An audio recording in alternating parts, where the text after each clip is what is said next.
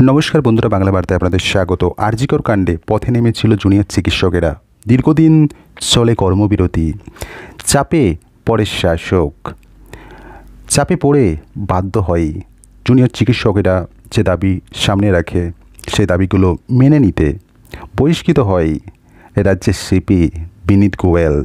এবং কার্যত একটা সময় আমরা জানি এই দুর্গাপুজোর কিছুদিন আগে পর্যন্ত একাধিক মিটিং হয়।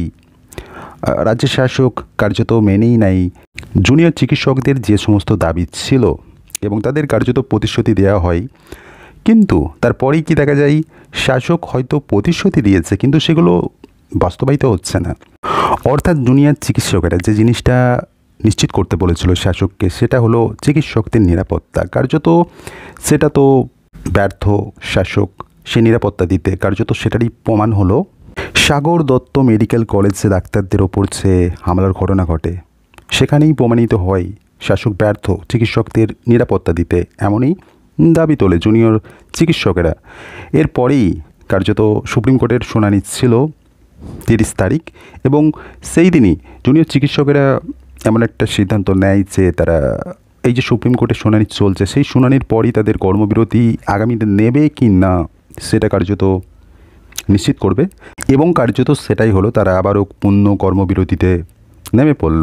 কার্যত শাসক আবারও নতুন করে চাপে পড়েছে। এবার এই জুনিয়র চিকিৎসকদের কর্মবিরতি নেই, মামলা হলো কলকাতা হাইকোর্টে। মামলা করলেন কে?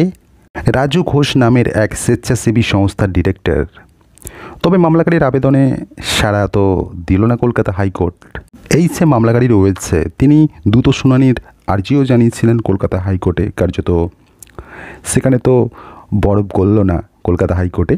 এই মামলা শুক্রবার প্রধান বিচারপতি টি.এস. শিবজ্ঞানম এবং বিচারপতি বিভাস পট্টনায়কের ডিভিশন বেঞ্চে গেলে মামলাকারীর আবেদন খারিজ করে দেন। তবে এই মামলাকারী যে দাবিটা করছে, অর্থাৎ জুনিয়র ডাক্তাররা আইন অমান্য করছেন, মানে এই মামলাকারী অভিযোগটা করেছেন, আগেই সুপ্রিম কোর্ট তাদের কাজে যোগ দেওয়ার কথা বলেছিল। কার্যত সেটাই তারা কর্ণপাত করেনি, তাদেরকে কর্মে যোগ দিতে বলা হয়েছিল, তারপরেও তারা আবারও কর্মবিরতি পালন করছে, এমনটাই যুক্তি দেখাচ্ছে এই যে মামলাকারী।